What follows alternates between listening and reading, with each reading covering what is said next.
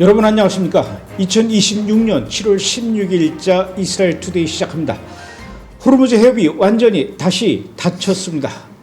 트럼프 미국 대통령은 이란에 대한 해상 봉쇄를 다시 재개하며 다음 주까지 이란이 합의에 응하지 않게 된다면 이란의 기반 시설을 모두 파괴하겠다고 위협했는데요. 이란은 중동의 모든 원유 수출 경로를 막겠다고 확전을 예고했습니다. 이런 가운데 미국의 트럼프 대통령은 지난 7월 14일 이란의 지상군 투입과 핵시설 폭격 등에 대해서 보고를 받았다고 알려졌는데요. 과연 11월 중간선거를 앞두고 막대한 희생을 감수하고서라도 전쟁을 조속히 끝내기 위한 그런 승부수인지 아니면 그냥 이란을 향한 협박에 불과한 것인지는 조금 두고 봐야 알 것 같습니다. 오늘도 이스라엘과 미국 그리고 이란의 현재 상황을 그리고 소식을 자세하게 전해줄 이유진 PD 나와 있습니다. 어서 오십시오. 네, 오래간만에 보는 것 같아요. 네. 지난 한 달 동안 제가 없었는데 잘 진행이 됐죠? 네, 그럼 더 잘했던 것 같아요. 어쨌든 고맙습니다. 자, 첫 번째 이야기부터 좀 해봐야 될 것 같아요. 도널드 트럼프 대통령이 이란과의 전쟁 다시 개시하겠다고 지금 미국의 국회에다 보고를 했는데 현재 미국과 이란 전쟁 상황 어떻게 진행되고 있습니까? 네, 일단 트럼프 대통령은 최근에 이란과의 대화는 계속하겠지만 휴전은 끝났다 이렇게 밝힌 상황인데요. 그와 동시에 군사작전은 지금 5일째 계속되고 있습니다. 미국은 최근 부셰르, 이란의 부셰르와 반다르 아바스 등 이란 남부와 그리고 해안 지역의 미사일 기지, 드론 기지, 해군 시설들을 잇따라 공습했는데요. 이란 전역에 있는 6개 지역을 동시에 타격을 한 대규모 공격이었습니다. 미 중부사령부 센트콤은 이번 작전의 목적이 이란의 해상 위협 능력을 무력화하는 것이다 이렇게 밝혔습니다. 특히 호르무즈 해협에서 상선을 위협하거나 봉쇄할 수 있는 이런 이란의 군사력을 약화시키는 데 초점을 맞췄다라는 설명인데요. 또 현재 중동 전역에는 5만 명이 넘는 미군이 전개가 되어 있는데 추가 공격에 대비해서 상당한 규모의 미군 병력이 지금 배치되어 있는 상황이라고 합니다. 그리고 이에 보복으로 이란도 이제 가만히 있지는 않았습니다. 요르단과 카타르, 쿠웨이트, 오만 등에 위치한 이 미군 기지들을 향해서 드론과 미사일을 발사하면서 맞대응을 한 건데요. 호르무즈 해협을 둘러싼 긴장도 지금 현재 계속 높아지고 있는 상황입니다. 우리가 잊으면 안 될 것이 이란은 이슬람 시아파 종주국이에요. 그러니까 이란의 정치 지도자들도 그렇고 이란 국민들도 그렇고 거의 무슬림들이라고 보면 돼요.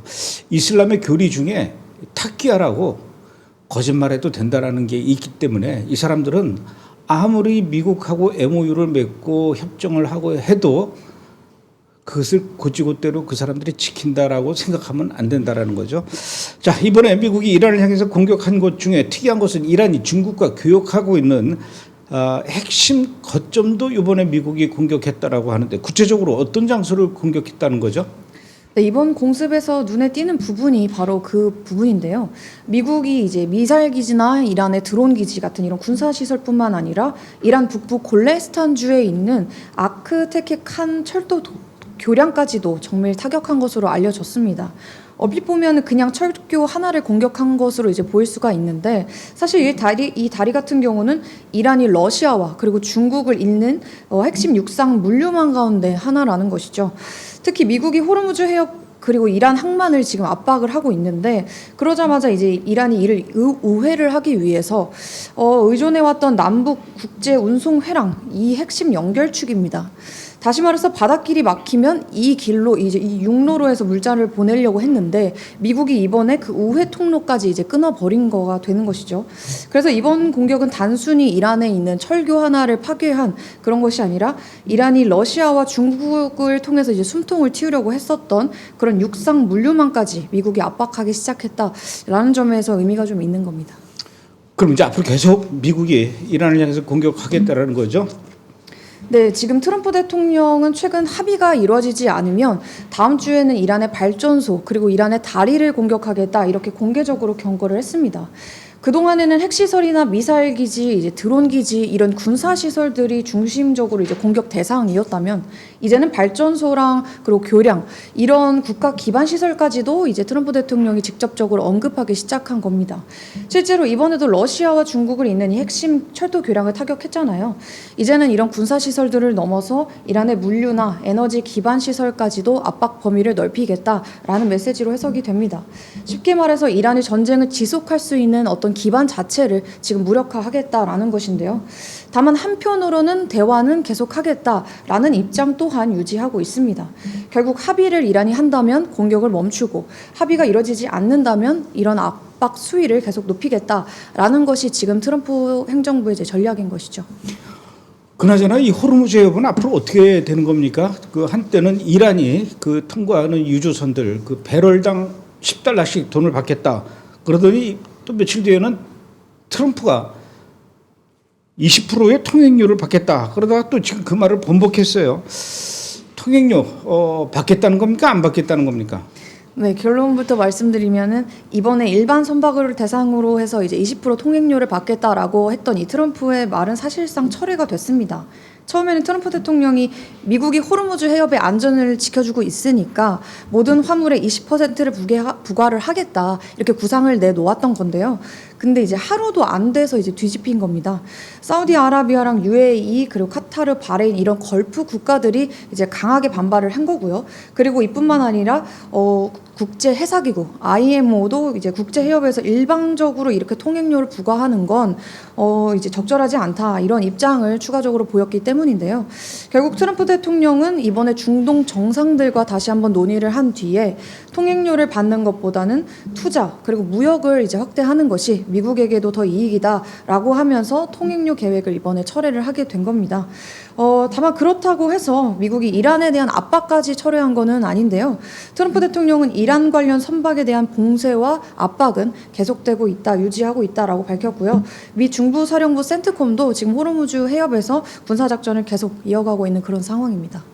그러니까 트럼프의 말은 한마디 듣고 모든 거를 판단하면 안 돼요. 계속 들어봐야 돼요. 그게 작전이에요. 아시겠죠? 네. 통행료 내려고 준비했었던 건 아니죠? 네. 자, 이란이 핵시설을 다시 가동하려는 그런 움직임이 포착됐다고 하는데 그래서 지금 트럼프 대통령이 여기를 다시 공격하겠다고 지금 그러고 있어요. 네, 맞습니다. 트럼프 대통령이 이번에 직접 공격하겠다라고 가능성을 언급한 곳이 이제 피객스 마운틴인데요. 이곳은 이란이 새로운 지하 핵시설을 건설하고 있다라고 알려진 곳입니다. 최근 위성 사진을 보면 이곳 지하 시설 주변에서 굴착 작업과 그리고 장비 이동 등 공사가 다시 진행되는 모습이 확인이 됐습니다. 그래서 국제 핵 전문가들은 이란이 핵 프로그램을 다시 가동하거나 시설을 확장하려는 것 아니냐 이런 관측이 나오고 있는데요. 여기에 기존 핵시설 가운데 하나인 탈레간2에서도 복구 작업이 진행되는 그런 정황이 확인이 되면서 지금 이란이 핵시설 전반을 지금 다시 정비하고 있다 이런 분석도 잇따르고 있습니다. 이런 상황 속에서 트럼프 대통령은 우리가 필요하다면 이 피객스 마운틴도 공격 대상이 될 수 있다 이렇게 공개적으로 경고를 한 건데요.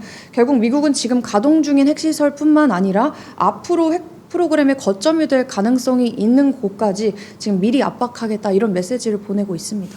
그럼 피객스 마운틴이라는 데가 이란에 어디에 있는 거고 진짜 그곳에 핵시설이 있는 것 같아요?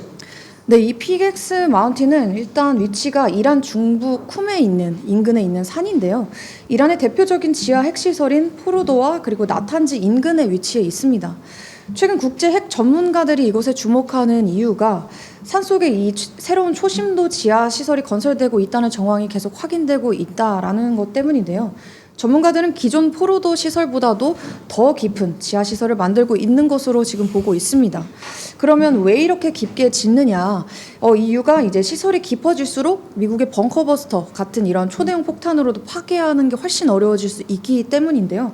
기존에 이제 이란이 가지고 있었던 이 핵시설들이 계속해서 여러 차례 공격을 받았다 보니까 더 깊고 그리고 더 안전한 이 차세대 핵시설을 만들고 있는 거 아니냐라는 이제 이야기가 나오고 있는 것이죠. 현재까지 이란이 이곳을 핵시설이다 이렇게 공식적으로 인정한 거는 아니지만 국제 핵 전문가들은 차세대 우라늄 농축 시설이나 핵 관련 시설이 될 가능성이 높은 곳이다 이렇게 피객스 마운틴에 대해서 평가를 하고 있습니다.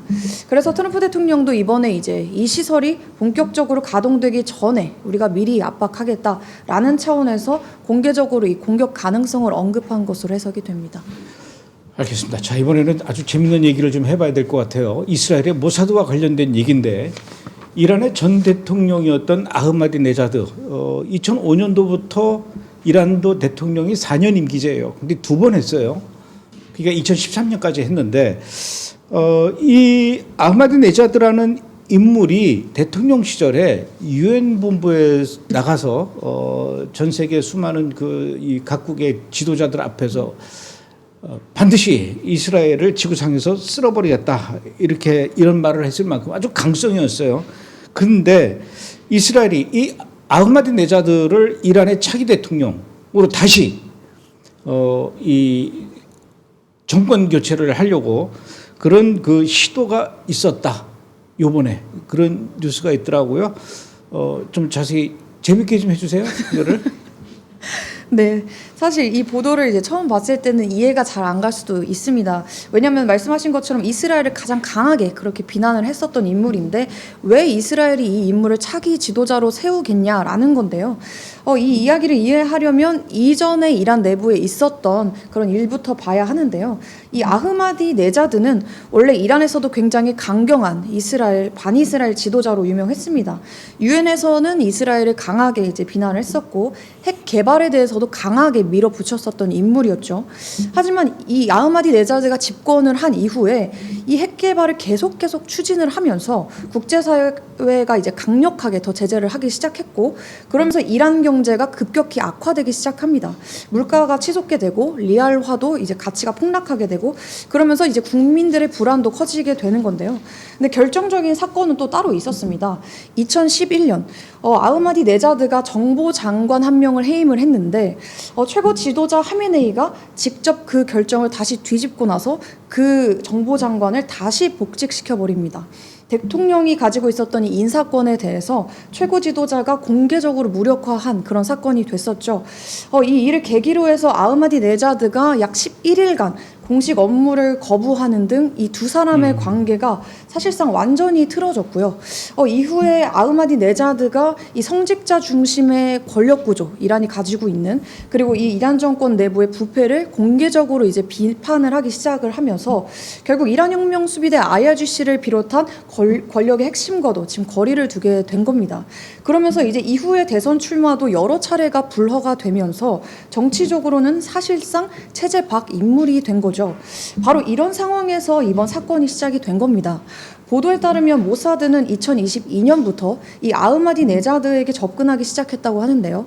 하메네이 체제가 무너질 경우를 대비해서 여러 명의 이제 차기 지도자 후보를 검토를 하는데 그 과정 가운데 이 아흐마디네자드도 그 후보군 가운데 한 명으로 검토가 됐다라는 겁니다.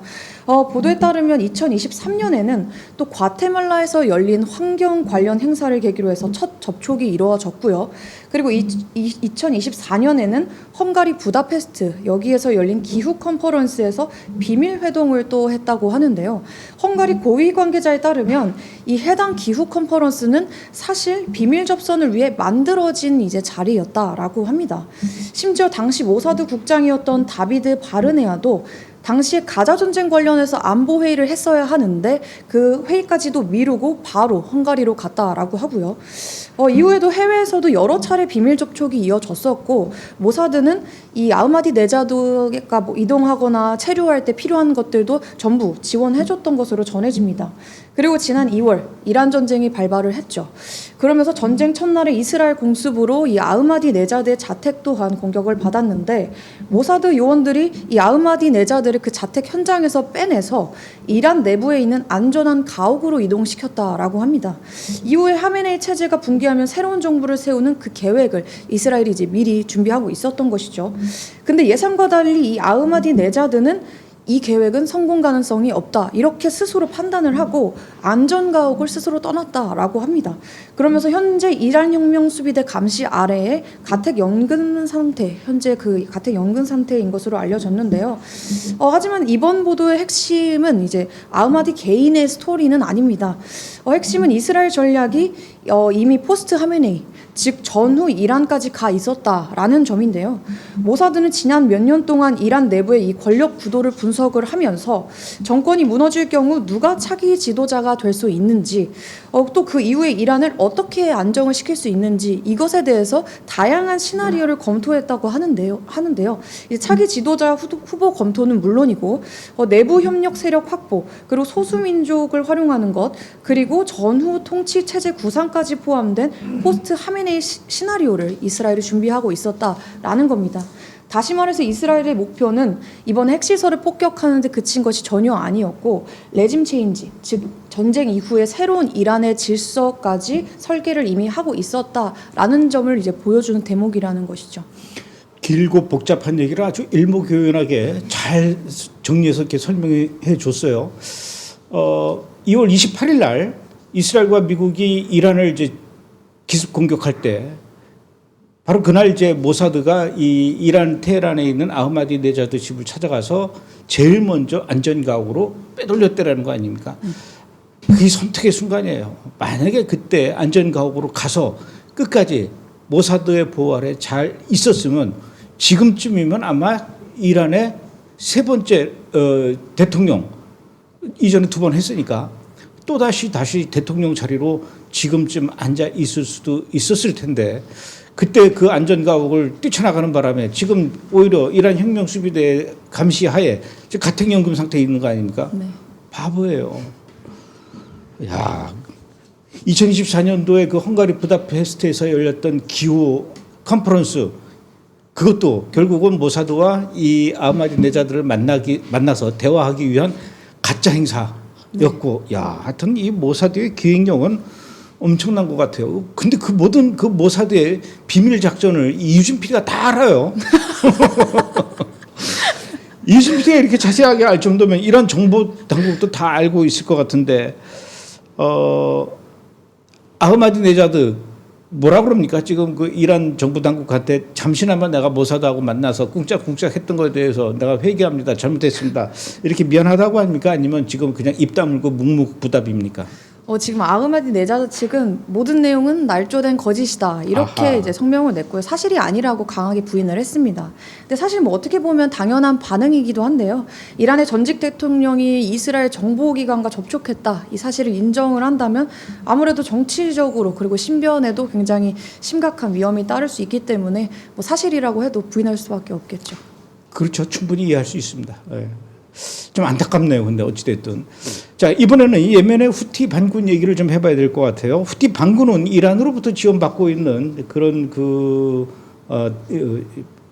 있고, 예멘 정부는 사우디로부터 이렇게 지원을 받고 있어요.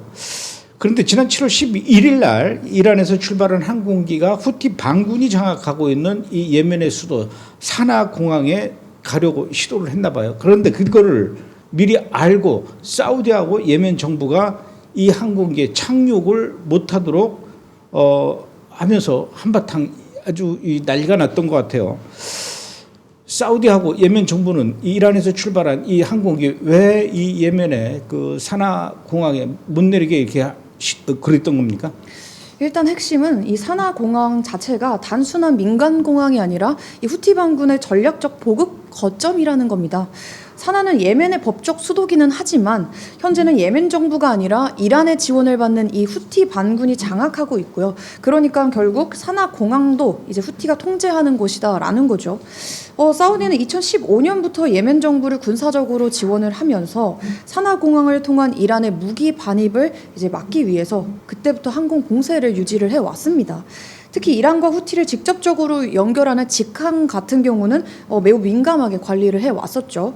그런데 이번에 약 10년 만에 이란 항공기가 테헤란에서 사나 공항으로 이제 직항을 시도를 하면서 사우디랑 이 예멘 정부가 민감하게 반응을 한 건데요.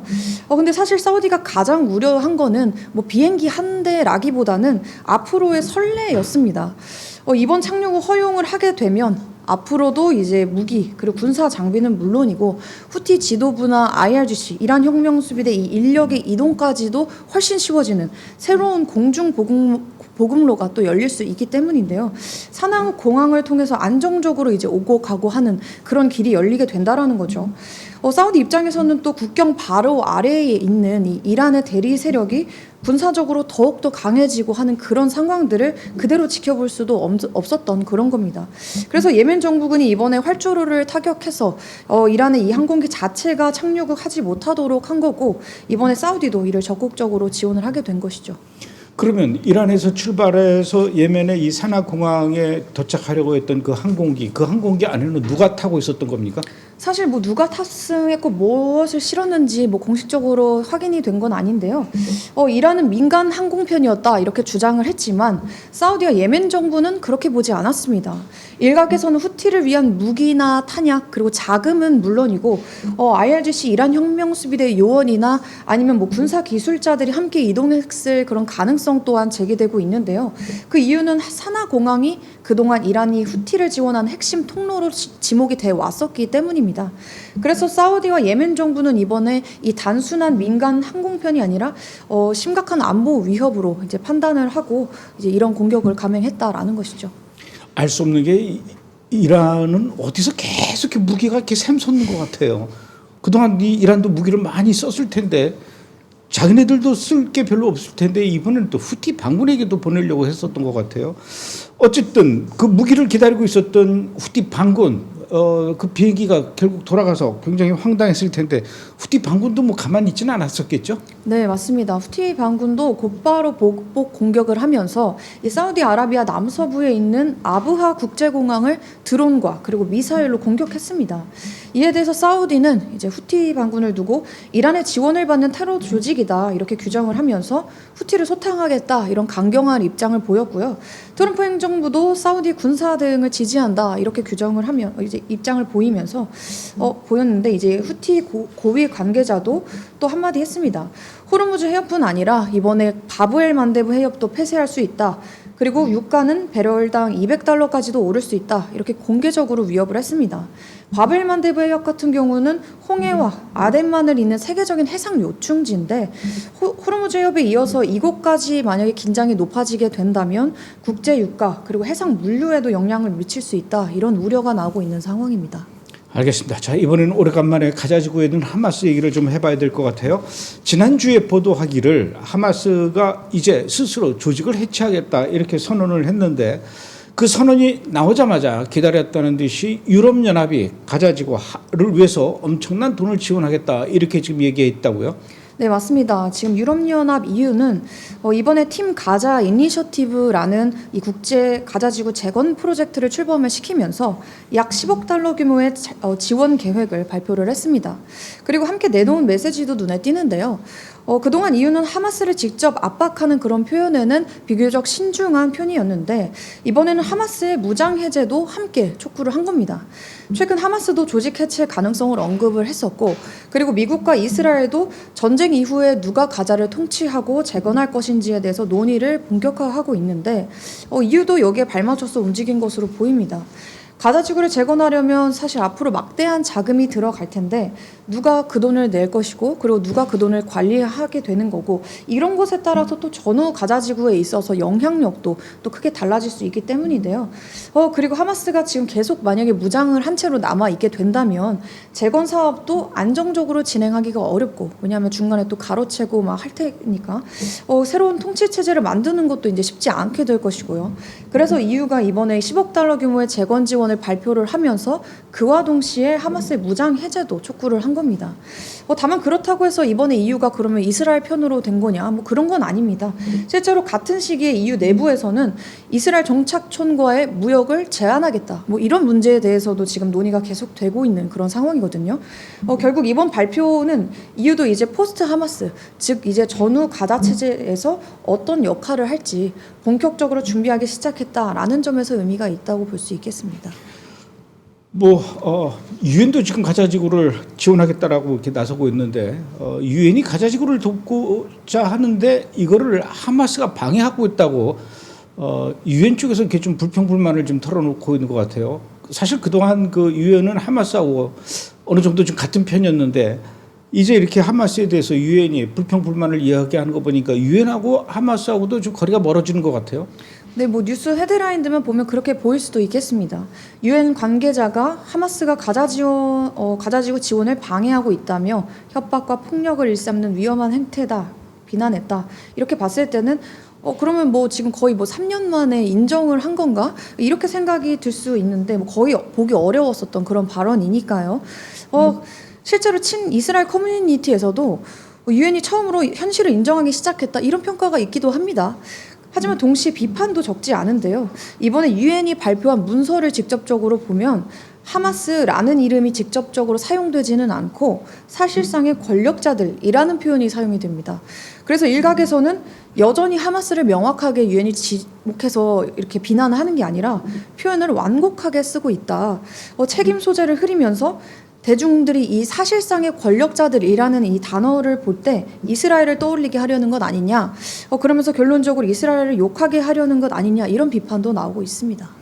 어쨌거나 요즘 이스라엘은 좀 오랜만에 평안과 안정을 되찾고 있는 그런 분위기인 것 같아요. 그동안 뭐 헤즈볼라 공격 때문에 이스라엘 북쪽, 저 갈릴리 북쪽 지역에 있는 사람들이 남쪽으로 와서 많이 피난 와 있었는데 이제 서서히 그들이 북쪽에 있는 그들의 집으로 돌아가고 있다고 그래요.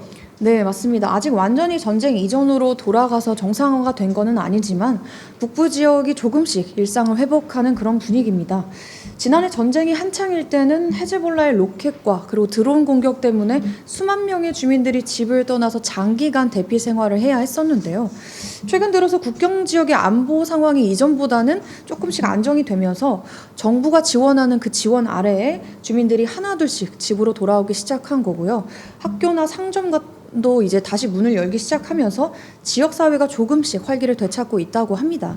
이스라엘 입장에서도 오랫동안 이 북부 주민들이 고향으로 돌아가지 못했었는데 이번에 돌아와서 평범한 일상을 회복하기 시작했다라는 점에서 의미 있는 변화다라고 볼 수 있겠습니다. 또 반가운 소식이 있어요. 전 세계 유대인들이 그동안 이스라엘로 알리아해 오는 동안에도 저 미국이나 캐나다 유대인들, 특히 이제 북미 유대인들은 이 알리아에 대해서 굉장히 소극적이었거든요. 이번 여름을 기해서 북미 유대인들도 많이 알리아를 준비하고 있는 것 같아요. 네, 맞습니다. 사실 그동안 북미 유대인들은 알리아에 비교적 신중한 편이었는데 뭐 프랑스나 러시아, 우크라이나 같은 경우에는 전쟁이나 이 반유대주의가 심각한 지역이었지만 이 미국과 캐나다는 사실 생활 환경이 보다 안정적이었기 때문에 굳이 이스라엘로 이주해야 한다 이런 분위기가 크지 않았던 건데요. 그런데 올 여름 분위기가 조금 달라졌습니다. 최근 북미에서 가족 단위로 이스라엘로 이주하려는 이 사례가 눈에 띄게 이제 늘고 있다라는 보도가 나온 건데요. 북미 유대인의 알리아를 지원하는 네페쉬 브네페쉬라는 이 단체가 최근 뉴저지와 그리고 토론토에서 알리아 행사를 열었는데요. 650명이 넘는 사람들이 참석했다고 합니다. 흥미로운 건 참석자 대부분들이 아직 집을 팔거나 뭐 직장을 정리하거나 이런 상태는 아니라는 겁니다. 하지만 그럼에도 불구하고 이스라엘로 가겠다라는 이 결심만큼은 이미 굳혔다고 이제 이야기를 하는 건데요. 이 배경에는 두 가지 이유가 꼽히고 있습니다. 하나는 10월 7일 테러 이후 북미에서도 지금 반유대주의가 크게 확산이 되기 시작하면서 미국과 캐나다도 더 이상 예전처럼 안전하지 않다 이렇게 느끼는 유대인들이 늘었다라는 점이고요. 그리고 또 하나는 전쟁 중인 이스라엘이 지금 어려움을 겪고 있는 이 순간이야말로 우리가 함께 해야 한다 이런 공동체 의식이 강해졌다라는 점입니다. 그래서 이번 알리아는 단순히 이주 인원이 늘었다 이런 의미보다는 그동안 비교적 알리아에 소극적이었던 이 북미 유대인들까지도 이스라엘이 우리의 고향이다 이러면서 이제 움직이기 시작했다 이런 점에서 의미 있는 변화로 볼 수가 있겠습니다. 반유대주의와 관련된 알리아 이 얘기는 2부에서 또 조현영 기자도 지금 이야기해 주려고 좀 준비하고 있는데 제가 요즘 5번째 영화 알리아에 관한 영화를 만들고 있어서 이유진 PD가 알아서 이렇게 센스 있게 알리아에 관한 소식을 전해줬습니다. 한 달 동안 제 자리에 앉아 있었어요. 어떻습니까? 이 자리가 편합니까? 그 자리가 편합니까? 뭐 둘 다 감사히. 그래요. 제가 앞으로 영화 때문에 또 비룰 수도 있을 것 같아요. 잘 좀 부탁합니다. 네, 알겠습니다. 수고하셨습니다. 잠시 후에 2부에서 뵙겠습니다.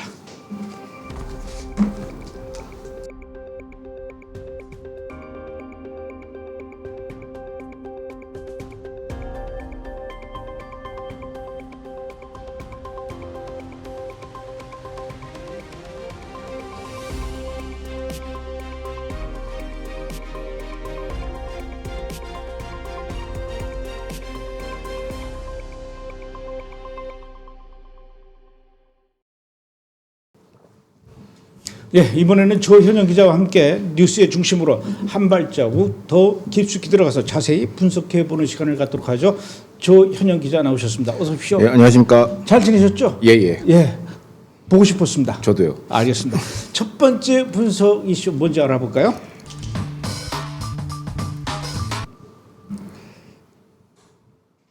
예, 이란이 약해지니 이번엔 터키가 문제.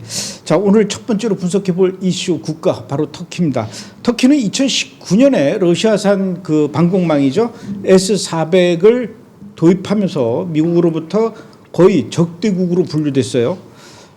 그런데 미국의 도널드 트럼프 대통령이 지난 7월 7일 날 터키에서 열린 나토 정상회에서 에르도안 대통령을 만나서 이 자리에서 미국이 사실 원래 적대국한테 이런 거 팔면 안 되는데 미국의 전투기 F-35를 판매하겠다 이렇게 말을 해서 지금 파장이 일어나고 있습니다.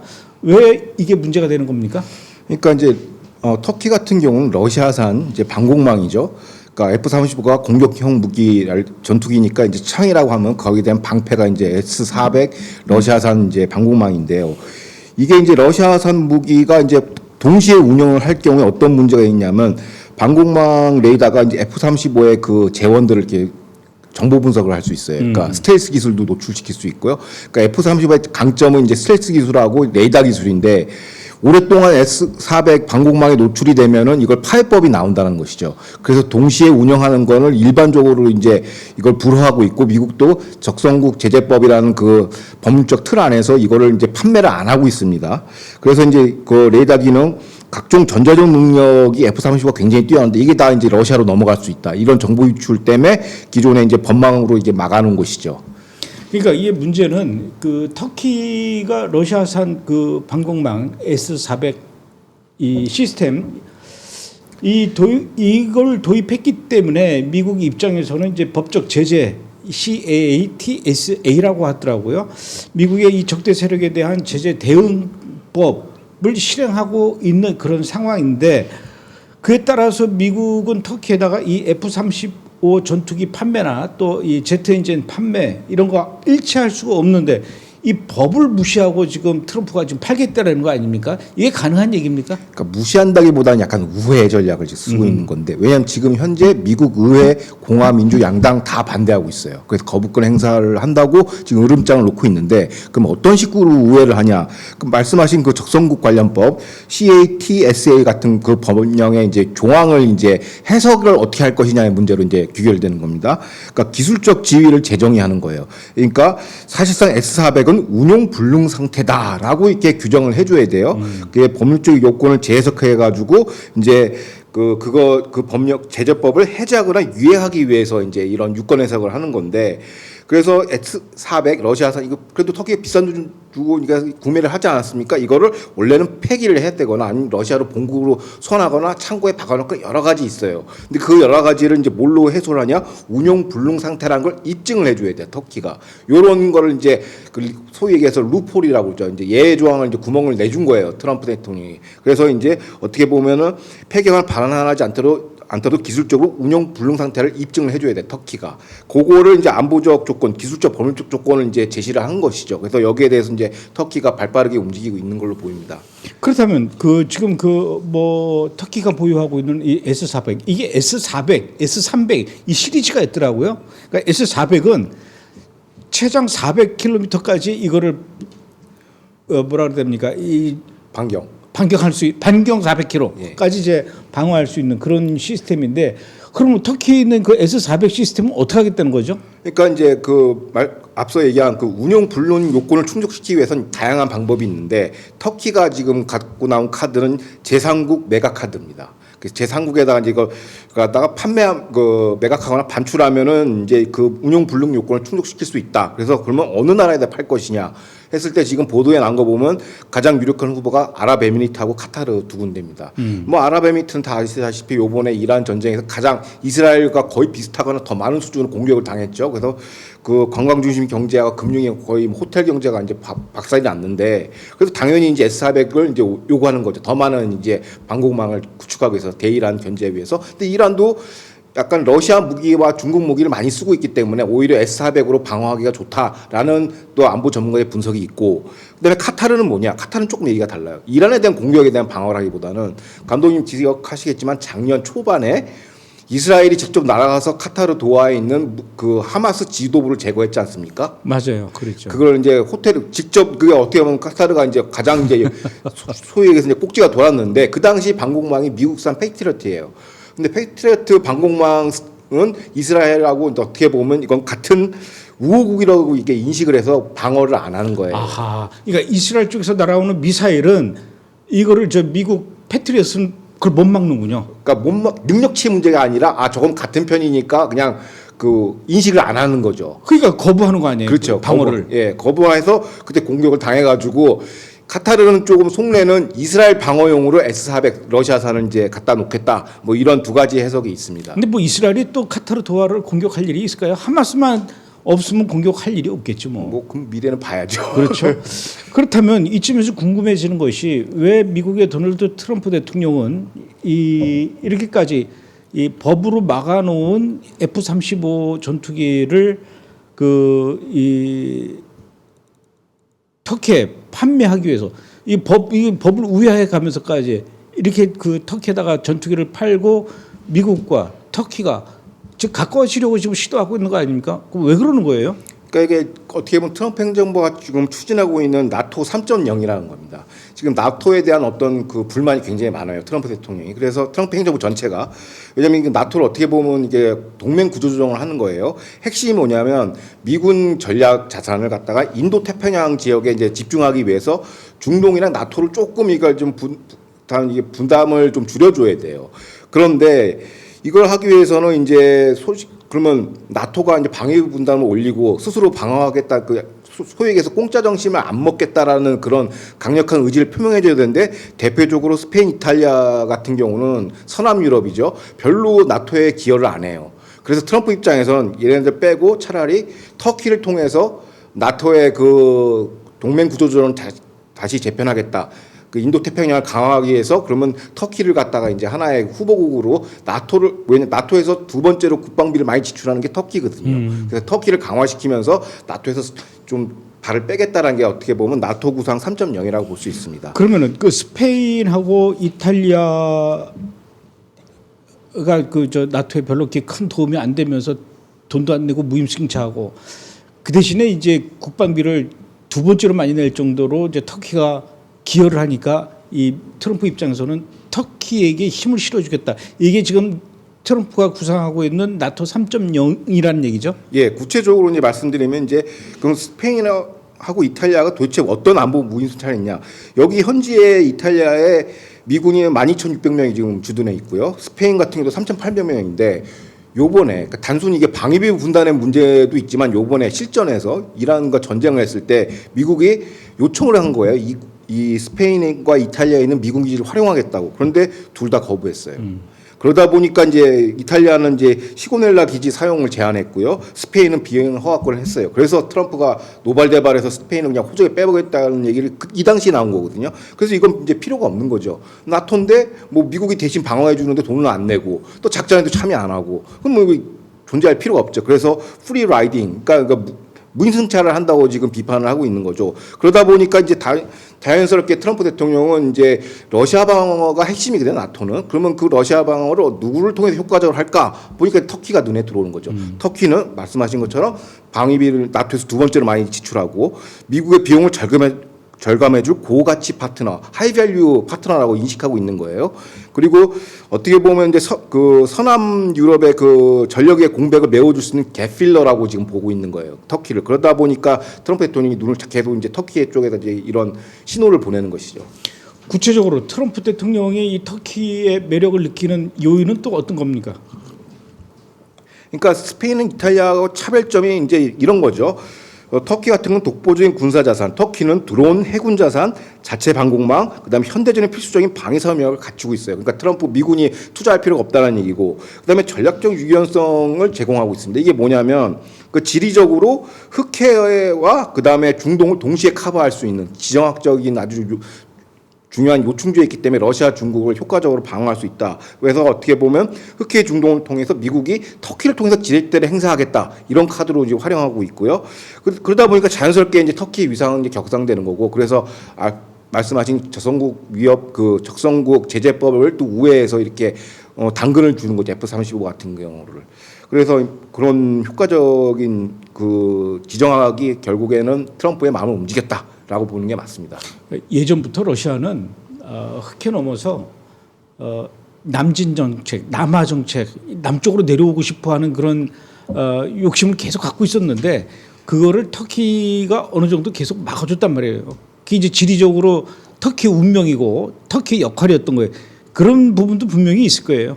그러니까 이제 터키가 이제 러시아를 어떻게 방어하냐니까 두 군데입니다. 하나는 흑해하고 하나는 이제 카스피해인데, 터키에서는 사실상 어떻게 하냐면 러시아가 흑해 함대를 견제하고 있어요. 왜냐하면 그 러시아 흑해를 빠져나오려면 터키의 허락을 받아야 돼요. 그렇기 때문에 거기서 사실상 우크라이나 전쟁에서도 어떻게 보면 터키가 이제 카운터를 매겨준 것이죠. 우크라이나 전쟁에서 러시아 해군에 대한. 그다음에 두 번째가 이제 코카스랑 남카카스 지역인데, 이거는 이제 중앙아시아 지역에 있는데 여기를 또 터키가 장악하고 있습니다. 그래서 이거 여기서도 러시아 남하를 견제하고 있고, 그다음에 그 코카스 지역이 왜 중요하냐면 유럽과 중국을 연결하는 그 가운데 중앙아시아 지역이고, 이걸 뭐라고 그러냐면 중간 회랑 지역이라고 그래요. 여기도 좀 러시아가 호시탐탐 노리고 있는데 터키가 이거를 갖다 카운터를 해주고 있고 견제를 해주고 있고, 그리고 어떤 식으로 그러면 이거를 견제를 하냐? 중앙아시아에 있는 여러 투르키 국가들이 있어요. 그 투르크 지역을 이제 복원하자라는 OTC라는 그런 한편의 어떤 그 국가적 사명을 하면서도 러시아뿐만 아니라 중앙아시아에서 중국도 견제하는 그 다목적 포석이 있는 것이죠. 그러니까 이제 일각에서 나오는 게 터키의 파워는 지리적 힘에서 나온다라고 얘기하고 있고, 이른바 지정학의 깡패다라는 얘기가 이제 터키를 놓고 하는 얘기입니다. 하여튼 지리를 잘 알아야 돼요. 이 중동뿐만 아니라 뭐 전 세계 이런 상황들을 보려면은 현재 중동 지정학의 그 지형이 매우 급변하고 있는 그런 상황인데, 트럼프 행정부가 알줄라니가 지금 주도하고 있는 시리아 이 신정권, 이 시리아의 신정권을 레바논의 그 헤즈볼라 문제를 해결하는 핵심 도구로 활용하려는 그런 움직임이 구체화되고 있다고 하는데, 이게 무슨 얘기입니까? 그러니까 트럼프가 지금 시리아 알줄라니 정권에 대해서 다양한 이제 제재 완화를 다 풀어줬지 않습니까? 그러니까 알줄라니 정권을 지지해서 레바논을 해결해. 여기서 레바논을 해결한다는 건 헤즈볼라를 이제 격퇴하라는 얘기예요. 알줄라니 정권을 통해서, 시리아를 통해서. 근데 이게 내용을 자세히 들여다보면 시리아가 어떻게 보면 알줄라니가 정권이 힘이 센 거라기보다는 시리아의 어떻게 보면 후원국, 스폰서 국가가 사실상 터키예요. 맞습니다. 그러니까 터키 보고 이제 헤즈볼라를 처리해다오라고 트럼프 대통령이 얘기하는 것이죠. 근데 대놓고 이제 터키는 안 하니까 터키의 어떻게 보면 후견 세력이 이제 시리아를 통해서 이제 헤즈볼라를 정리하고, 이스라엘은 대가로 약간 좀 뒤로 물러나라. 그 자라니 강까지 지금 접수하고 있는데 그거 좀 후퇴를 해라라고 지금 얘기를 하면서 이제 평화협정으로 가자 뭐 이런 얘기인데, 이스라엘은 조금 받아들이기 힘든 거죠. 그래서 어떻게 보면 이 시리아 배후에 터키가 이제 이스라엘 국경 앞까지 내려오는 환경이 돼버린 것이죠. 그러니까 그 트럼프의 선택을 받은 터키, 그 터키가 지금 그 시리아뿐만 아니라 레바논까지도 지금 접수할 그런 분위기인데, 그동안 이스라엘이 이란을 신나게 두들겨 패가지고 이란이 좀 조용해질만 하니까 이제는 이제 터키가 또 슬금슬금 떠오르는 것 같아서 이스라엘 입장에서는 좀 신경이 많이 쓰일 것 같은데 안 그래도 얼마 전에 터키하고 시리아하고 합동 군사훈련까지 했어요. 지금 이스라엘 신기를 엄청나게 지금 긁고 있는데 그게 뭐냐면 이제 최근에 EFES 2026이라고 이제 터키가 이제 나토랑 같이 이제 대형 그 해군 훈련을 했어요. 그 지역이 어디냐면 이즈미르 지역인데 이게 에게해입니다. 에게해는 어디냐면 지금 그리스하고 영유권 분쟁, 터키하고 영유권 분쟁을 지키는 그 앞바다에서 나토 간판을 들고선 해상 훈련을 했는데 거기에 참여국이 누구냐? 바로 리비아와 시리아입니다. 앞서 얘기했던 리비아, 시리아, 그러니까 이른바 라반트 지역까지도 터키가 잠식하겠다. 이게 뭐냐면 오트만 제국, 과거에 이 지역을 다 통치했거든요. 이거의 영광을 재현하겠다. 네오 오트만이즘이라고 지금 이걸 지금 작전을 한 거예요. 근데 이스라엘도 함부로 비판을 못한 게 왜냐하면 이게 나토 간판을 걸고 작전을 했기 때문에 함부로 비판하기 힘들죠. 그래서 그런 식으로 지금 잠식해 들어가 있는데 그러면 리비아와 시리아를 군사 네트워크로 터키가 연결하고 지중해 동부부터 다마스쿠스 이스라엘의 측면을 포위하는 이건 이스라엘한테 굉장히 지금 성가신 일을 한 거죠. 어떻게 보면 지중해 사업을 다 망치려고 하는 거죠. 그리스랑 지금 이스라엘이랑 동맹을 맺었는데 사실상 안해지 동맹인데 이거를 깨고 들어온 겁니다. 그래서 어떻게 보면 이스라엘 입장에서는 뭐 레바논도 그렇고 또 지중해에서도 터키가 이제 잠식해 들어오는 그 위기감을 느끼는 것이죠. 터키가 시리아를 접수하고 그다음에 이제 레바논까지 접수하잖아요. 그 다음은 어디냐면은 그 옆으로 와서 요르단까지 접수하려고 그래요. 그러니까 이스라엘 입장에서는 굉장히 신경이 쓰이지가 않을 수가 없는 그런 상황이에요. 그러니까 터키가 시리아를 통해서 레바논을 장악하게 되면은 터키가 이제 레바논은 이제 터키 앞마당이 되는 거고 이스라엘 입장에서 굉장히 신경 쓰이는 그런 상황인데 그것뿐만 아니라 터키가 과거에는 가자지구 하마스하고도 굉장히 가깝고 지원도 많이 줬단 말이에요. 그런 전력도 있어요, 터키가. 그러니까 이제 무슬림 형제단이라고 이제 어떻게 보면 하마스의 그 우산 조직이죠. 그 지주회사급인데 이 대표적인 테러 세력을 사실상 그 터키가 이제 피난처를 제공하고 있어요. 그거 역할을 이제 카타르가 했었는데 이제 터키를 다 옮겨온 겁니다. 본부들 다 들어와라 이런 거죠. 수니 시아파 테러 세력들 다 들어와라 이걸 하고 있으니까 이제 이스라엘 측에서는 굉장히 예민하게 반응할 수밖에 없고 지금 가시적으로 눈에 띄는 건 말씀하신 그 라반트 지역의 터키의 레바논 진출 시도거든요. 이게 가장 이제 눈에 거슬리는 건데 이걸 이제 좀 중동 지정학 관점에서 보면 이란이 쌓아올린 모델을 능가하는 위협을 지금 터키가 하고 있는 거예요. 그래서 터키, 시리아, 레바논 이어지는 군사 네트워크를 통해서 이스라엘 포위하는 아키텍처를 지금 짜고 있는 거예요. 나토의 간판을 걸고. 그러니까 트럼프 대통령을 지금 이렇게 어떻게 보면은 이제 에르도안이 이제 트럼프 대통령 휘어감은 거죠. 그래서 이제 이스라엘을 견제하는 구도인데 결국 이스라엘 입장에서는 어떤 판단을 하냐면 현지 이제 지정학 전문가들이나 이스라엘 쪽 학자들은 이렇게 합니다. 뭐 한 2, 4년 전부터 아시겠지만 이스라엘의 승리가 터키의 부상을 만들어준 걸로 역설적으로 된 거예요. 뭐냐면 이스라엘이 삐삐 공작을 헤즈볼라를 무력화시켜 가지고 시리아 아사드 정권을 무너뜨리고 그다음에 최근에 이란을 무너뜨리고 다 이게 이스라엘이 다 이제 군사적인 이제 칠면 전쟁의 승리값인데 이 전리품을 누가 챙기냐? 터키가 낼름 받아먹은 거예요. 그러니까 이게 좀 짜증이 나죠. 그러니까 이게 이스라엘은 전쟁에서 이기고선 전리품은 다 뺏겼다 이렇게 보는 지금 시각이 있어요. 그래서 지금 뭐 제주는 누가 부리고 지금 숟가락 들고 지금 터키가 다 떠먹고 있는 구조다. 이게 지금 이스라엘 현지 전문가들의 지금 분석입니다. 그러니까 터키가 그렇게 혼자 맛있게 지금 떠먹고 있는 이 상황을 바라보고만 있어야 되는 이스라엘 입장. 이스라엘도 지금 뭔가 대책을 마련해야 되겠네요. 그러니까 지금 이스라엘 내부 이른바 싱크탱크 안보 전문가들은 그럼 기왕 이렇게 된 거 세게 붙자 터키랑 그러면서 하는 얘기가 어떻게 보면 터키의 아킬레스건은 내부 문제죠.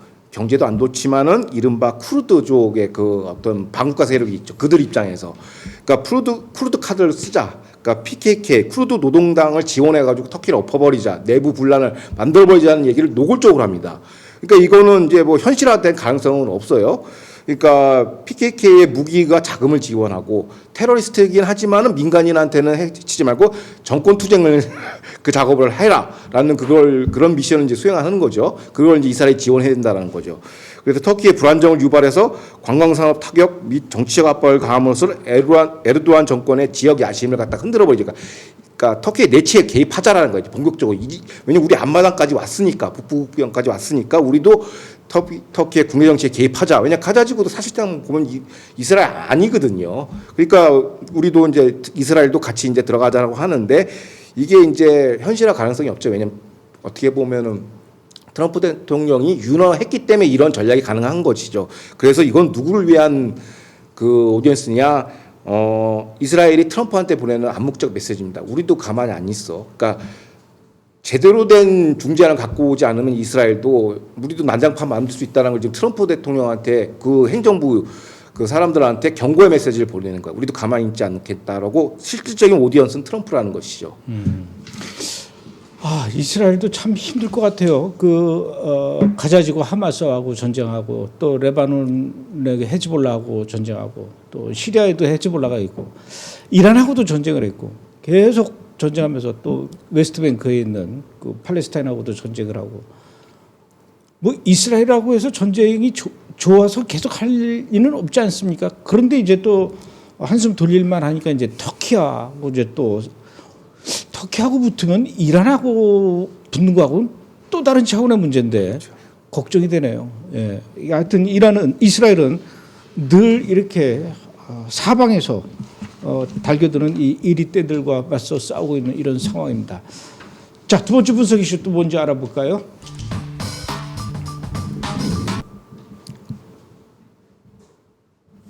네. 프랑스, 스페인 유대인 대상 범죄 급증, 유대인 대상 범죄.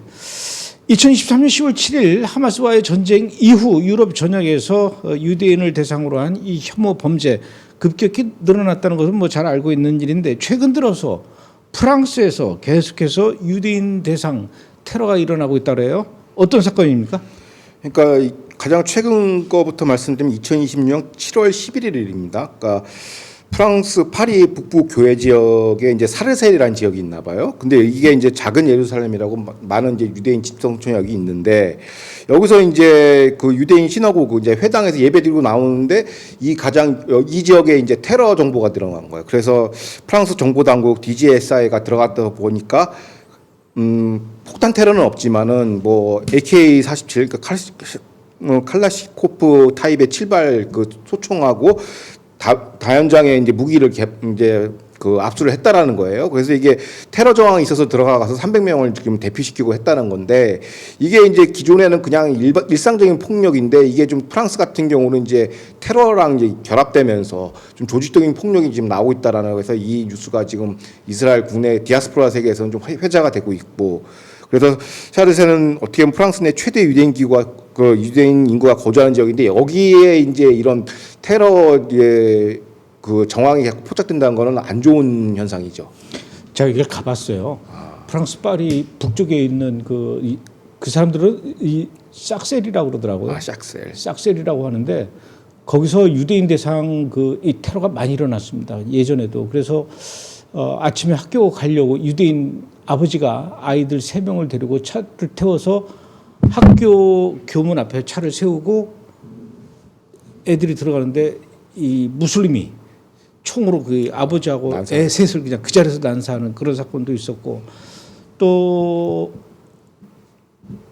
이제 유대인들이 많이 모여 살다 보니까 그 유대인들이 애용하는 그 슈퍼마켓이 있는데 금요일 날 오후에 그 이제 막 샤밧을 앞두고 막 분주하게 이제 뭐 이것저것 물건 사고 그런 사람들로 바글바글한 그 슈퍼마켓 안에 또 무슬림이 총을 들고 와서 난사를 해서 코쇼 마켓을 그런 일들이 하여튼 이런 사건들이 많이 일어나는 데다. 그래서 늘 여기에는 가서 보니까 유대인들이 자체적으로 돈을 마련해 가지고 구석구석에다가 앰뷸런스를 이렇게 배치를 해놔요.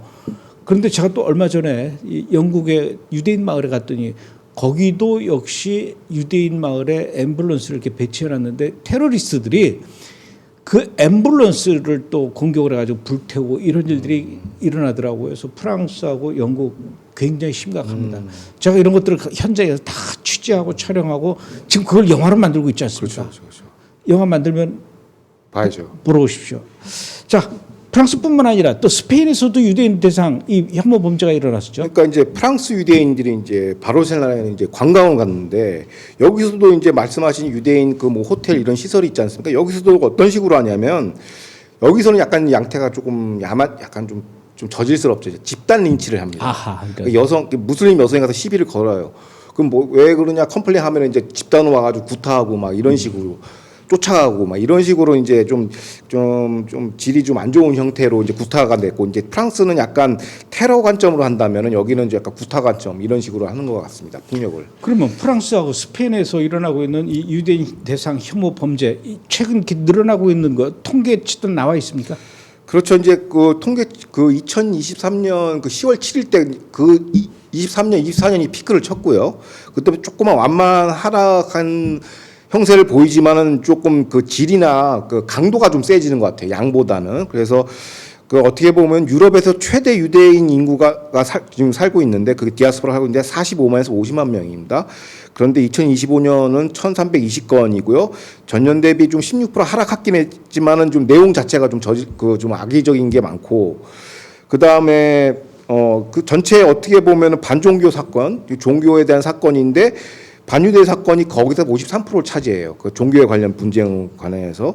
그 다음에 물리적 폭력은 126건으로 사상 최고치를 지금 기록하고 있고요. 스페인 같은 경우는 인구는 적어요. 7만 명 미만인데 절대 수치는 좀 낮지만은 전년 대비 이렇게 25년과 24년 이렇게 비교해 보면은 24년엔 37건이었는데 25년 69건, 3배수로 지금 늘어나고 있어요. 그러니까 모든 게 이제 증가 추세라는 거죠. 그러니까 여기는 양쪽으로 좀 폭증하고 있고, 프랑스 같은 경우는 질적으로 좀 폭력적이고 좀 악의적인 방식으로 좀 증가하고 있고, 이런 대비점이 있고, 종합 분석하면은 그 프랑스는 뭐 반복된 얘기지만 무기 소지와 테러 정보가 결합된 고위험 이런 반유대 폭력이라면, 그 스페인 같은 거는 거리 군중 동원령 집단 폭력 이런 식으로 약간 깡패 같은 그런 동네 저작거리 같은 그런 폭력들이 많이 있고, 이게 뭐랑 관계 있냐면 그냥 반유대 그 유대인을 극혐하는 것뿐만 아니라 이제 이슬람주의와 극좌 세력이 결합이 돼가지고 이른바 레드 그린 얼라이언스라고 이런 식으로 폭력이 들어오는 거예요. 그렇기 때문에 어떻게 보면 10월 7일 이후에 이게 어떻게 보면 새로운 일상이 돼버린 거예요. 유럽 유대계 디아스포라한테는 뉴 노멀이라고 얘기하고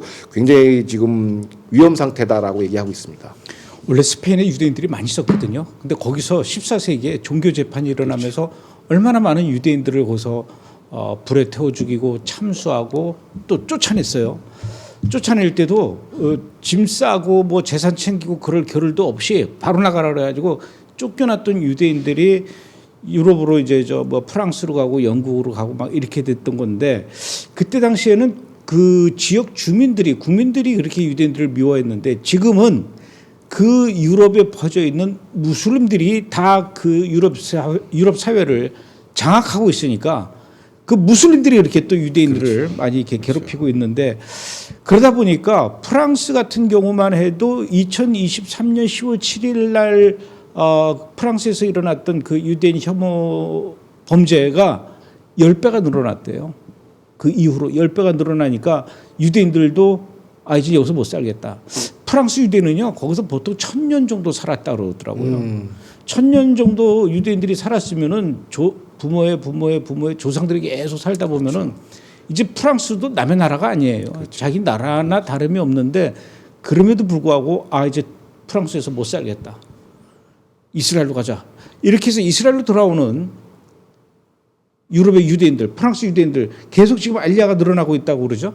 그러니까 지금 알리아 추이를 보니까 프랑스만 딱 따로 떼서 보면 2023년에 한 1,100명 안짝이었어요. 그런데 이제 2024년 그 다음에 이제 2배수로 늘어 2,200에서 2,300 내외. 그 다음에 2025년은 3,000명으로 증가해서 전년 대비 51% 증가하고 계속 증가 추세예요. 그러니까 이제 감독님 말씀하신 나온다는 얘기죠. 그래서 어떻게 보면 2026 상반기 기준 7월 초까지 이미 790명이 도착했다고 하고, 연간 증가세는 계속 지속되고 있다고 하는 겁니다. 그 다음에 어떻게 보면 뭐 전체 스페인도 뭐 규모는 작지만 알리아가 지금 진행되고 있고요. 어떻게 보면은 서구 전체 알리아 비중도 상승했어요. 그러니까 총 알리아는 조금 줄었어요. 왜냐하면은 러시아, 우크라이나 주로 동국고에서 많이 도는데 이 숫자가 감소하고 이제 소위 해서 프랑스, 스페인, 유럽에서 이제 많이 이제 증가하는 그 역조 현상이 지금 발생했다고 합니다.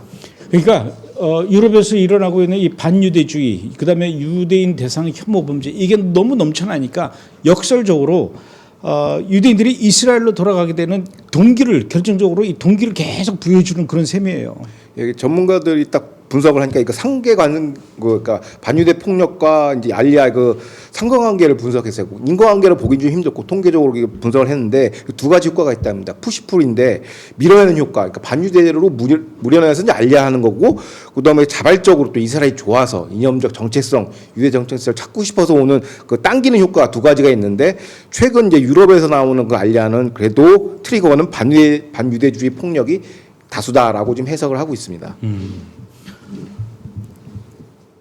그런가 하면 유럽에서 불안에 떨며 살다가 결국 이스라엘로 왔는데 이스라엘 생활도 이렇게 만만한 건 아니거든요.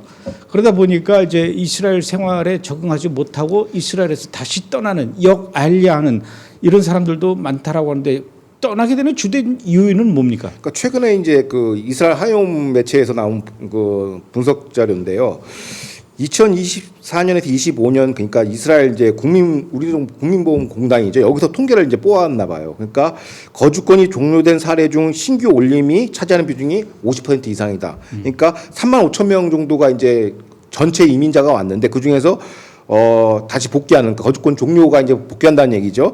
2만 명 56%가 신규 올림, 그러니까 알리아 이민자라고 합니다. 그러니까 어떻게 보면은 대부분 이제 흡수 정책의 한계. 그러니까 이스라엘 하용은 이제 관료주의를 탓해요. 이스라엘 그 정책 잘못 짜서 그렇다. 관료주의가 너무 심하다는 거고, 보통 초기 정책 6개월 동안은 이게 후하게 좀 보상을 정착 자금을 주나 봐요. 근데 6개월 이후에는 확 끊겨버리니까 6개월 단위 이후부터 이제 다시 언대 복귀한다고 이제 설명을 하고 있고, 극심한 관료주의를 뽑고 있습니다. 대부분 이제 학교 뭐 이런 뭐 학위 등록이나 쿨덴철, 그러니까 전문 자격증 이거를 이제 검수하는데 시간이 오래 걸리나 봐요. 그러니까 이제 백수 상태가 오래 지속되니까 못 번지고 나가는 건데, 뭐 기타 이유는 이제 높은 생활비, 뭐 안보 상황, 문화 충격, 그러니까 히브리어를 잘 못하니까 해외 말씀하시죠. 1000년 이상 프랑스 살았는데 어떻게 외국인이죠, 히브리어 배우는 것 자체가.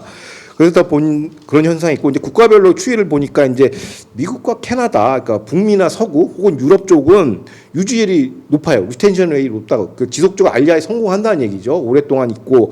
그럼 뭐냐, 경제적 여유와 영어 능력, 그 다음에 전문직 네트워크 때문에 북미 서구나 유럽, 그 프랑스 쪽은 좀 오래 지속이 된다고 그래요. 그럼 어디서 이게 복귀를 만약 구소련, 그러니까 러시아, 우크라이나, 그러니까 교육 수준 좀 낮고 좀 생활 적응 안 되는 이 알리아 친구들이 이제 복귀를 하는 거고, 뭐 이게 약간 국가의 그 경제 수준하고 좀 연관된 것 같아요. 에티오피아도 비슷해요. 언어 교육 격차로 통합이 어려워 특별 지원을 해야 되는데 많이 이제 복귀한다고 그래요. 그러니까 이게 어떻게 보면 어느 나라에서 왔는가, 이것도 내부적으로 좀 차별이 있는 것 같기도 해요. 러시아 쪽에 있는 그 유대인들이 이스라엘로 알리아하게 되면요, 알코올 중독자도 많이 오고, 그러니까 이스라엘 국가 어떤 사회 분위기를 많이 좀 이렇게 좀 떨어뜨리는 그런 사람들도 있고, 또 에티오피아 같은 경우는 진짜 문화 충격 때문에 가족들이 다 왔다가 먹고 살기가 힘든 거예요. 이스라엘에서 워낙 물가도 비싼데 그 국가에서 뭐 지원해 주는 것도 한계가 있는 거고, 그러다 보니까 결국은 무슨 일이 생기냐면은 가족이 다 왔다가 남편만, 아버지만 안 되겠다, 내가 이디오피아 가서 돈 벌어가지고 다시 오마, 아니면 너네들을 다시 이디오피아로 내가 부를게, 그러고 가는 거예요. 가족들을 다 이스라엘에다 남겨놓고 그리고 이디오피아로 간 아빠는 그다음부터 연락 두절이 되는 거지. 이런 슬픈 사연도 많이 있어요. 그래서 예를 들어서 10,000명이 이스라엘로 알리아한다고 해서 그 10,000명이 모두 다 이스라엘 사회에 촉촉하게 다 젖어 들어갈 수는 없는 거고, 그중에 이탈되는 사람들도 일부 있다, 이렇게 보면 됩니다. 그런데 미국의 유대인들이 좀 많이 있지 않습니까? 최근 조사에 따르면 뉴욕의 유대인들이, 난 좀 이상해요, 놀라워요. 이스라엘의 베냐민 네타냐후 총리보다도 이슬람 무슬림 출신의 뉴욕시장 조란 맘다니를 더 지지한다, 유대인들이, 이런 통계가 나왔어요. 그러니까 이제 참 저도 보고 충격적이었는데 그러니까 미국에도 유대계가 많이 살지만 그 중에 이제 어떻게 보면 유대계 메카가 이제 LA랑 뉴욕이잖아요. 뉴욕이 제일 많잖아요. 최대 어떻게 메인 도시인데, 여기 뉴욕 시장 맘다니인데 무슬림 출신 뭐 좋은데 현지에서는 그냥 공산주의자라고 불러요. 그냥 맘다니를. 그런 그 맘다니에 대해서 유대 대상으로 여론조사를 해보니까 44%가 호의적이다. 유대인들이 예. 44%가 그러니까 자기를 진짜 목숨을 다양한 왜냐면 거기 유대인 부동산 재벌 많은데 재산권을 지금 뺏으려고 하는데 호의적인 게 44%. 왜 그러지? 그다음에 비호적인 게 39%예요. 그럼 오케이. 그러면 뭐 거기서 생존해야 되니까 그렇다 치자 이거예요. 정치적 성향 그렇다 치고 그러면 네트냐후 총리에 대한 이제 호감도 조사를 하니까 호의적이다 32%고 비호감이 59%입니다. 그러니까 자기 어떻게 보면 본국의 총리를 더 싫어하는 거죠. 그러니까 이게 왜 그러냐 했더니 이게 주로 미국 내 극좌 유대인 그룹에서 이런 현상이 나타나요. 그러니까 어떻게 보면 반유대와 반이스라엘 가장 앞장서서 하는 게 누구냐면 극좌 유대인들인데 이들이 이스라엘을 자기 이제 국가 이스라엘 어떻게 보냐 식민지주의 아파르타이트 국가로 규정을 해서 팔레스타인을 지금도 속박하고 있다. 그래서 이제 BDS 운동, 투자 철회 제재, 이스라엘 이제 원산지 제품을 이제 투자 철회하는 이런 운동에 앞장선 게 다 미국 유대계 극좌 유대인들이 있거든요. 그러니까 이런 정치 성향이 그대로 이번에 반영됐다는 얘기인데 제가 이 기사를 가져온 이유가 뭐냐면 이제 알리아에 대해서 이제 우리가 한번 리뷰를 하는 과정에서 가장 많은 알리아를 보유하고 있는 게 유럽에서는 프랑스지만 미국이지 않습니까? 근데 미국 알리아가 이제 본격적으로 알리아를 해야지 이제 알리아를 하는구나라고 이제 성경적 어떤 타임테이블에 맞는데 미국 알리아들은 아직 배가 좀 부른 것 같아요. 그래서 이제 뉴욕에서 그럼 저는 이제 맘다니가 당선됐을 때 뉴욕에 있는 유대인들이 이제 이스라엘로 많이 알리아 할 거라고 봤는데 그게 아니라 뉴욕 오히려 이걸 지지하고 있고 그다음에 미주 유대계는 뉴욕이 약간 프랑스처럼 이렇게 힘들어지면은 공화당을 레드 스테이트로 이주할 수가 있어요. 근데 플로리다나 뭐 텍사스나 뭐 이렇게 뭐 내시빌 같은데 가서 안전하게 할 수 있으니까 아직은 알리아가 절박하지 않다. 이른바 그 푸시 팩터가 없다라고 보는 게 이제 맞을 것 같습니다. 뉴욕의 유대인들 중에 네트레이 카르타라는 이 종파가 있어요. 유대교 종파인데 이 네트레이 카르타라는 종파는 하나님이 이스라엘이라는 나라를 하나님이 세워주셔야지 이 정치인들이 만들어 놓은 지금 이스라엘은 이거는 하나님에 대한 역적이다. 그래서 우리는 현재 저 중동에 있는 이스라엘 국가를 인정하지 않는다. 그래서 저 국가를 빨리 없애야 되기 때문에 우리는 하마스와 팔레스타인을 지지한다. 이게 카르타 이 종파의 주장이에요. 그런 사람들이다 보니까 조란 맘다니가 뉴욕시장이 이스라엘의 베냐민 네탄야후 총리 뉴욕시 공항에 내리면은 바로 체포하겠다라고 얘기하니 얼마나 이 조란 맘다니가 이뻐 보이겠습니까? 그런 특이한 생각을 갖고 있는 그 유대인들도 많이 있어요. 그런데 결국은 하나님께서 뭐라 그랬냐면 예레미야서 16장 16절에 마지막 때에 저항 안 되면 포수가 나서서 총으로 쏴서 이놈들하고 다 이스라엘로 그렇죠. 돌려보낸다라고 했습니다. 결국 다 돌아올 거예요. 그렇죠. 그런 내용으로 지금 제가 영화를 만들고 있는 거 아닙니까? 궁금합니다. 근데 제가 그런 영화를 만들고 있는 거 어떻게 알고 이렇게 오늘 알리아에 관한 이 이슈를 이렇게 준비하셨을까요? 세상이 어지럽다 보니까 알리아를 한번 봐야 된다. 아하. 여름방학이니까. 그래서 좀 생각이 나서. 중요한 이슈입니다. 예. 나중에 영화 나오면 꼭 보십시오. 예, 알겠습니다. 오늘 얘기해 주신 이 내용도 좋은 저한테 자료가 될 것 같아요. 오히려 아까 그 하레디 정파만 있는 줄 알았는데 그보다 더 이상한 정파가 있다고 해서 좀 약간 깜짝 놀랐습니다. 네트레이 카르타. 네트레이 카르타. 예, 그런 사람들. 이 사람들은요 팔레스타인 국기 흔들고 이스라엘 국기 불태우고 이 유대인들이 뉴욕에 이런 사람들 많이 있어요. 이상한 사람들입니다. 오늘은 여기까지 하죠. 예, 고생하셨습니다. 네, 고맙습니다. 다음 주에 뵙겠습니다. 감사합니다.